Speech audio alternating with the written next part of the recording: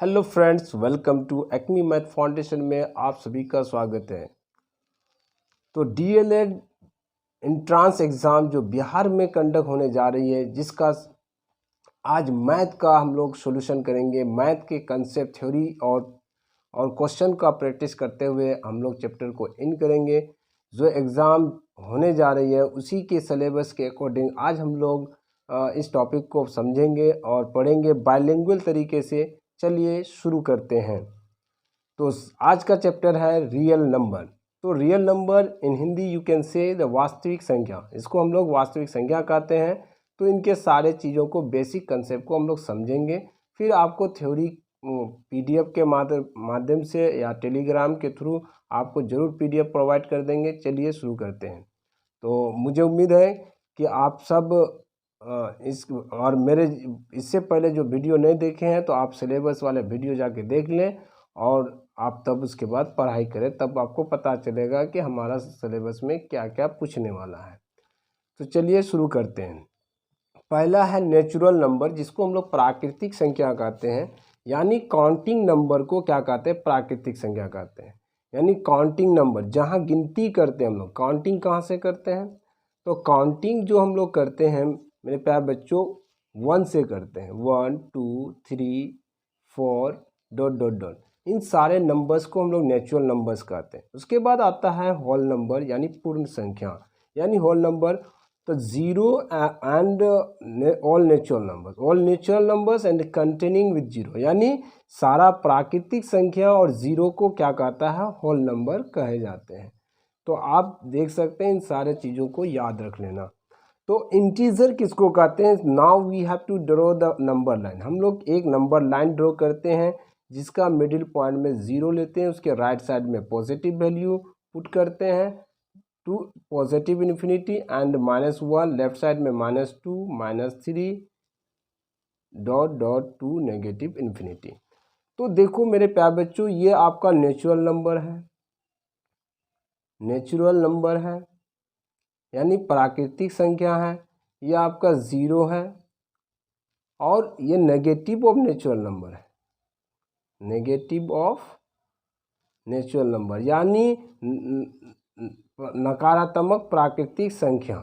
यानी सारे नंबर्स को मिला करके ये क्या फॉर्म कर गया? इंटीजर, यानी पूर्णांक बन गया।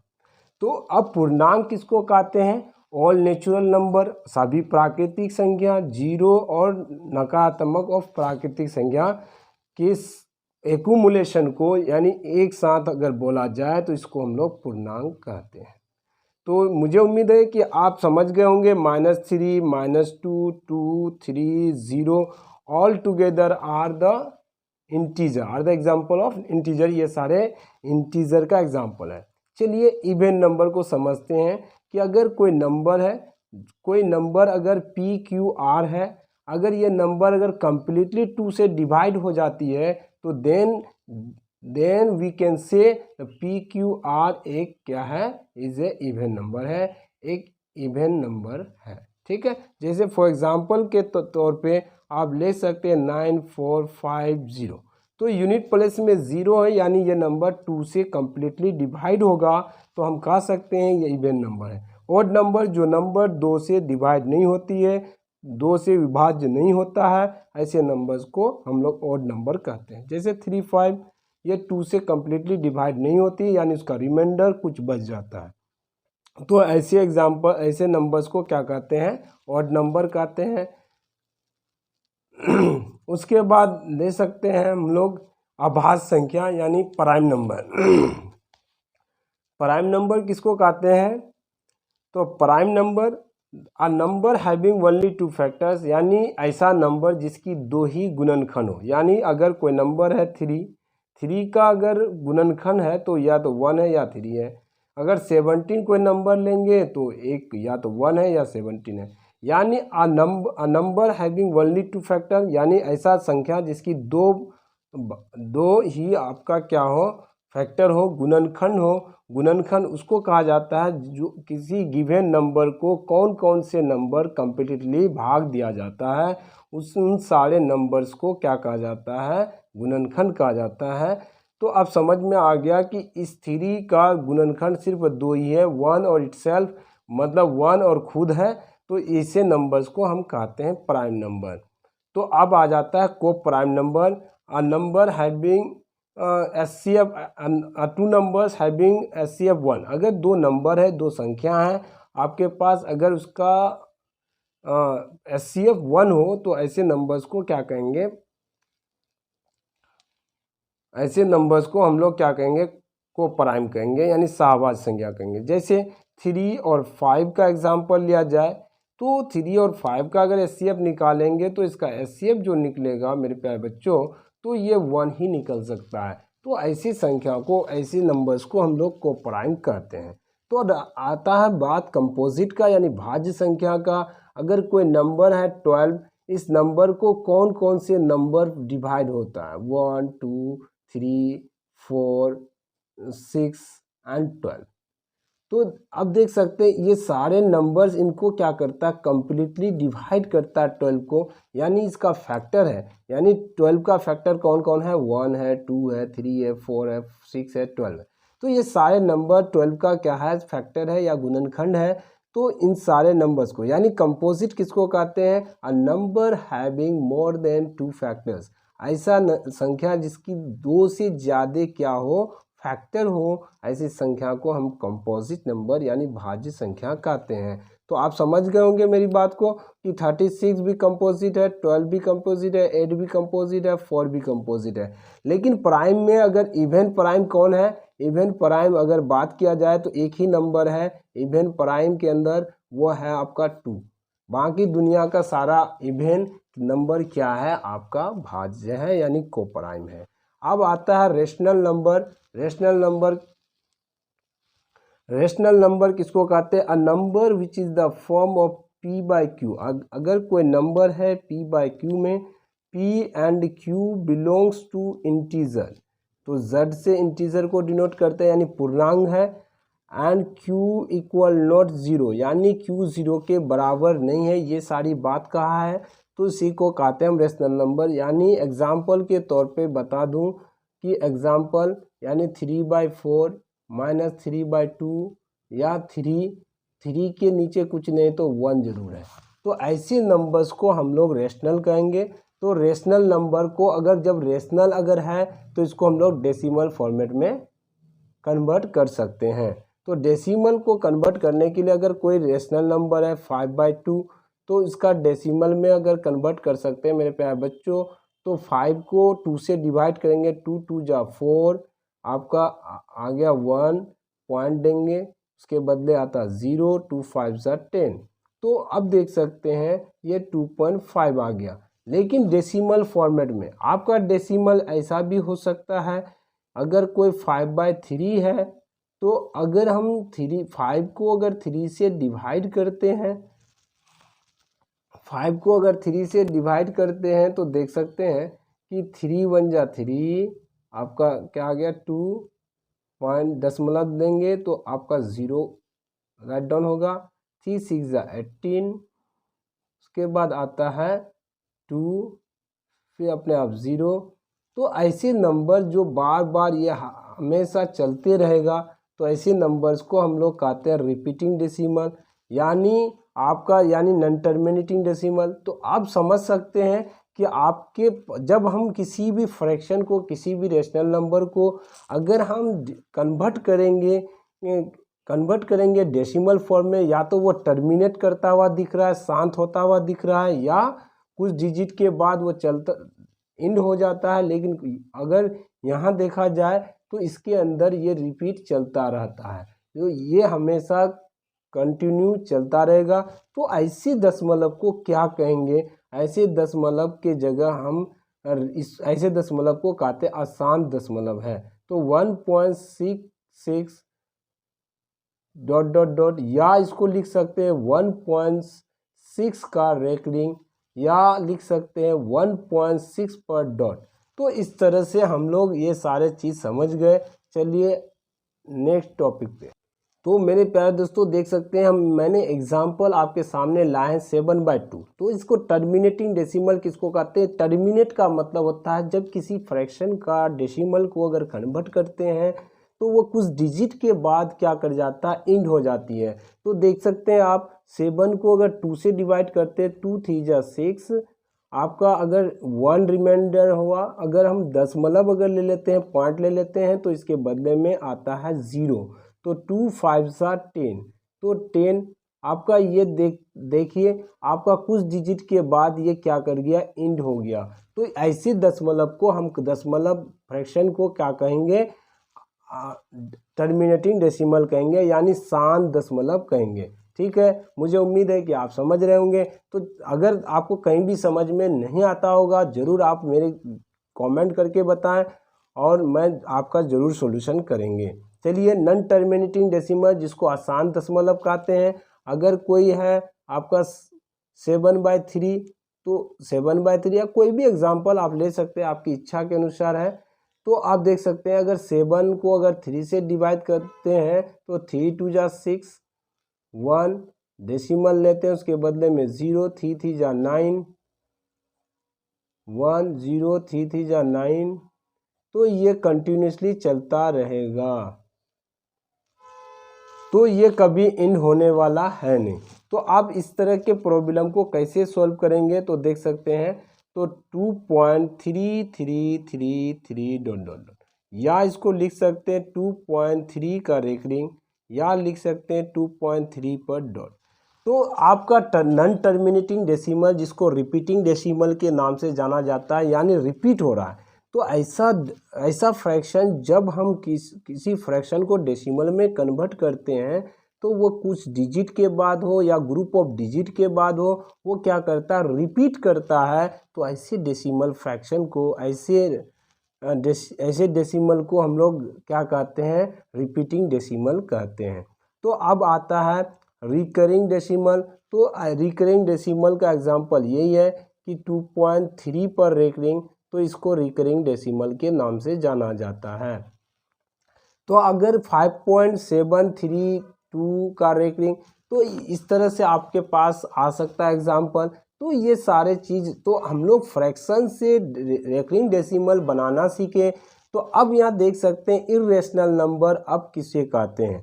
तो लेकिन एक नोट करके लिख लेना, अपने नोट कॉपी में ज़रूर बना लेना मेरे प्यारे बच्चों, आपको किसी तरह का प्रॉब्लम नहीं होगा डीएलएड एंट्रेंस एग्ज़ाम के अंदर। तो नोट कर लेना ये कि अगर कि नंबर अगर p/q है, if the any rational number p/q having, अगर कोई रेशनल नंबर इस तरह से हो जिसका common factor the common factor of q, common factor लिख देना, prime factorisation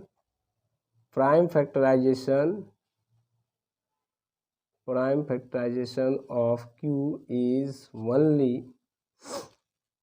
only 2 and 5, then such type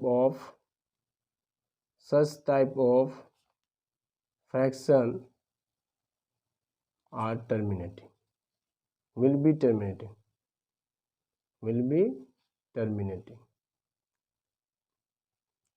यहाँ कह रहा है कि अगर प्राइम फैक्टराइजेशन ऑफ q, अगर कोई रेशनल नंबर p/q है, तो अगर इस p/q रेशनल नंबर के अंदर अगर हम लोग क्या करते हैं, प्राइम फैक्टराइजेशन ऑफ q निकालते हैं, इज ओनली 2 and 5 या और 2 और 5, या तो 2 या 5 रहे या 2 और 5 रहे, दोनों रहे, ये दोनों रहे, या सिर्फ 2 रहे या 5 रहे, तो किसी दोनों में से एक भी रहे। तो ऐसे फ्रैक्शन का जब हम लोग डेसिमल में कन्वर्ट करेंगे तो वो टर्मिनेटिंग हो जाएगा, यानी कुछ डिजिट के बाद इंड हो जाएगा। ठीक है, देख सकते हैं अगर हम 7/5 लेते हैं एग्जाम्पल के तौर पे 7/5, तो देख सकते हैं आप 5 1 जा 5 और 2 आता है, 0 बैठाएंगे तो 5 4 जा 20।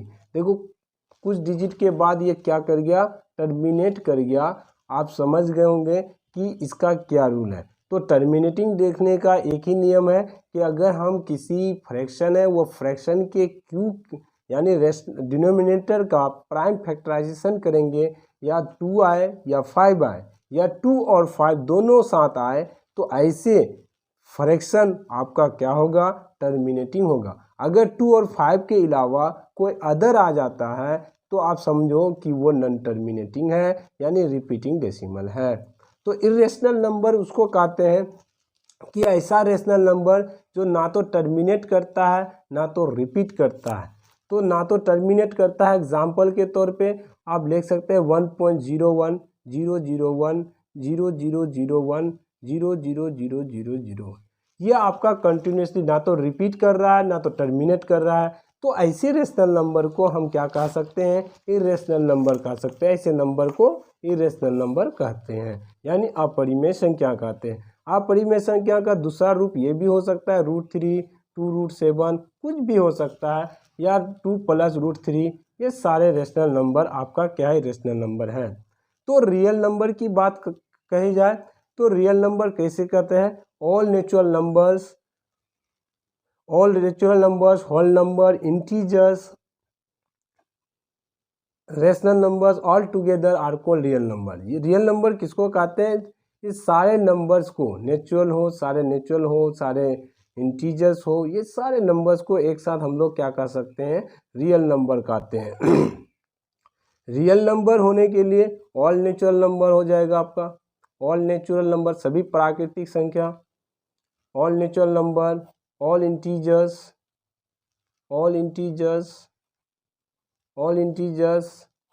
इर्रेशनल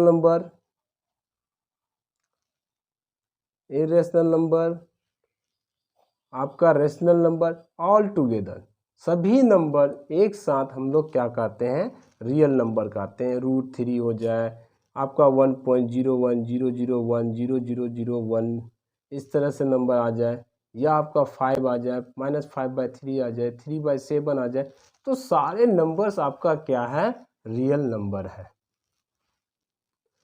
मेरे प्यारे बच्चों, चलिए आज हम लोग डिवीज़न एल्गोरिथम या डिवीज़न एल्गोरिथम परिमेय को समझेंगे। हिंदी और इंग्लिश में दोनों लैंग्वेज में इसको एक ही नाम से पुकारा जाता है। तो चलिए अब इसके बारे में हम लोग समझते हैं, डिवीज़न एल्गोरिथम क्या है। डिवीज़न एल्गोरिथम के बारे में आज समझेंगे कि अगर इस पार्ट को हम लोग क्या कहते हैं, डिविडेंड कहते हैं, इसको डिविडेंड कहते हैं या भाज्य कहते हैं। आप इसको क्या कहते हैं, क्वोशंट कहते हैं, या आप इसको भागफल कहेंगे, इसको रिमाइंडर कहते हैं, यानी आप हिंदी में इनको कह सकते हैं शेषफल, और इसको हम लोग कहते हैं डिवाइज़र, आप कहेंगे हिंदी वाले कहेंगे कि ये भाज्य है। तो आप समझ जाते हैं कि डिविडेंड बराबर divisor into quotient, divisor into quotient plus remainder, यानी भाज्य बराबर भाजक गुना भागफल प्लस शेष। तो अब यहाँ देख सकते हैं हमने डिवीज़न एल्गोरिथम को समझाने के लिए आपके सामने में, तो डिवीज़न एल्गोरिथम को आप समझ सकते हैं। डिवीज़न एल्गोरिथम में क्या है कि अगर डिविडेंड बराबर, यानी डिविडेंड बराबर A = BQ + R, तो आप समझ सकते हैं अगर कोई नंबर को अगर डिवाइड करते हैं तो आपका रिमाइंडर कहाँ तक होता है। अगर रिमाइंडर या तो > 0 होगा या 0 से बड़ा और डिवाइज़र से जस्ट छोटी होती है। तो आप समझ सकते हैं कि ये आपका कंडीशन याद रखना है कि डिवीज़न एल्गोरिथम में आपका क्या होता है कि ये डिवीज़न एल्गोरिथम में आपका डिवाइज़र से जस्ट छोटा होता है। तो अगर हम 5 को अगर 7 से डिवाइड करते हैं तो आपका रिमाइंडर होने की चांसेस क्या क्या है, या तो 0 हो सकता है, 5 से कट जाएगा तो 0 आ जाएगा, तो आपका 1 आ सकता है, 2 आ सकता है, 3 आ सकता है, 4 आ सकता है, लेकिन 5 आएगा तो वो तो डिवाइडेड हो जाएगा। क्या 5 पॉसिबल है, नहीं हो सकता है। तो इसकी रिमाइंडर जस्ट डिवाइजर से एक छोटे होते हैं, इसलिए मैंने लिखा है कि रिमाइंडर का रेंज जो लिखा है तो > 0, यानी 0 से बड़ा और बराबर, या 0 से बड़ा या B से छोटा, यानी डिवाइजर से जस्ट एक छोटा। तो ऐसे को हम कहते हैं आपका क्या कि डिवीज़न एल्गोरिथम का ये आप को याद रखना है। तो फंडामेंटल थ्योरम ऑफ अरिथमेटिक का था अगर कोई नंबर्स है, अगर वो कोई नंबर्स अगर 12 उसका प्राइम फैक्टराइजेशन किया जाए, तो प्राइम फैक्टराइजेशन किया जाए तो अगर 2 6 जा 12, 2 3 जा 6, तो अगर ये 12 जो बना है तो 2 × 3 से बना है, तो division algorithm fundamental theorem of arithmetic का आता है। तो दुनिया में ये सारे नंबर्स इसी से बनेंगे, वो किसी अलग डिजिट से और नहीं बनने वाले हैं। तो फंडामेंटल थ्योरम ऑफ अरिथमेटिक यही कहता है। अब relation between LCM and HCF, अगर कोई नंबर्स पी एंड क्यू है, अगर their HCF and LCM S and T respectively, अगर रेस्पेक्टिव क्रम से अगर ये क्या हो जाए तो एस एंड टी हो जाए, तो इसका रिलेशन कहता है the product of two numbers, यानी दो संख्याओं का गुणनफल, the product of two numbers is equal to product of LCM and HCF, यानी ये प्रोडक्ट ऑफ टू नंबर्स यानी दो संख्याओं का गुणनफल बराबर होता है एलसीएम और एचसीएफ के गुणनफल के इक्विवेलेंट। तो अगर मैंने नंबर माना पी और क्यू, तो आपका एलसीएम एचसीएफ माना एस एंड टी, तो ये दोनों आपस में क्या होगा, बराबर होगा। तो दूसरी तरीके से मैं ये भी लिख सकता एब्रीवेटिव में P into Q equal to LCM into HCF. तो आपका अगर कोई भी अगर इन चारों में से कोई भी 3 रिलेशन दिया हुआ है, एक रिलेशन अगर निकालने की ज़रूरत है, आसानी से आप निकाल सकते हैं। तो चलिए find the rational number between two rational numbers P and Q. Find the rational number between two rational number. अगर जब भी अगर इस तरह का रेशनल नंबर बिटवीन कहे कि find the rational number between P and Q, अगर जब भी हमें पूछे पी और क्यू का रेशनल नंबर क्या होगा, तो आप ऐसे क्वेश्चन को क्या करेंगे, 2 से डिवाइड कर देंगे, तो आपका रेशनल नंबर निकल जाएगा। ठीक है, तो आप देख सकते हैं एग्जाम्पल के तौर पे मैंने ले लिया आपका 3 + 3 और 5, यानी एक इजी वाला एग्जाम्पल लेकर दिखाता हूँ कि अगर कोई रेशनल नंबर है तो 3 यहाँ पे है, अगर आपका 5 यहाँ पे है, तो आप समझ सकते हैं। तो इसका बीच मिडिल तो यहीं आ सकता है। तो आप देख सकते हैं कि रेशनल नंबर बिटवीन अगर निकालेंगे, rational number between 3 and 5 is equal to हो जाएगा 3 + 5/2 इक्वल टू 8/2 इक्वल टू 4। तो 4 तो यहीं बीच में आया। तो यह बहुत ही आसान था, आप सोल्व कर सकते हैं। मुझे उम्मीद है कि मेरे थ्योरी को अच्छी तरीके से समझने की कोशिश करें, बार बार उसको रिपीट कीजिए, और उम्मीद है कि आपको मैथमेटिक्स में आप में जो भी कमी कोताही हो तो आपका सारा सॉल्व हो जाएंगे। तो मुझे उम्मीद है कि आप सारे चीज़ एक एक करके एक एक कंसेप्ट के साथ मैं हर चीज़ को बताएंगे। आप मेरे YouTube चैनल को लाइक करें, सब्सक्राइब करें, शेयर करें, अपने दोस्तों तक ज़रूर पहुंचाएं।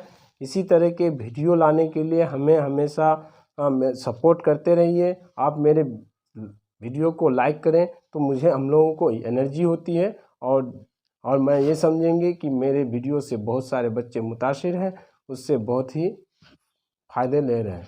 तो ठीक है, मुझे उम्मीद है कि आप मेरे YouTube चैनल को सब्सक्राइब कर दिए होंगे। जय Hind, stay home, stay safe.